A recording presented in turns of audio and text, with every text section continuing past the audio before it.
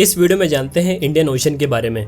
Indian ocean third largest ocean है Atlantic और Pacific ocean के बाद। थर्ड लार्जेस्ट ओशन होने के बाद भी इंडियन ओशन 20% अर्थ सरफेस को कवर करता है। साथ ही इंडियन ओशन में 5 यूएस समा सकते हैं। दोस्तों, इंडियन ओशन पूरे वर्ल्ड में यंगेस्ट ओशन भी है। इंडियन ओशन एकलौता ओशन है जिसके नाम पर किसी कंट्री का नाम है। इंडियन ओशन में डीपेस्ट पॉइंट 7285 मीटर पर है, जिसे जावा ट्रेंच बोलते हैं, और इसकी औसतन गहराई की बात करें तो 3741 मीटर है।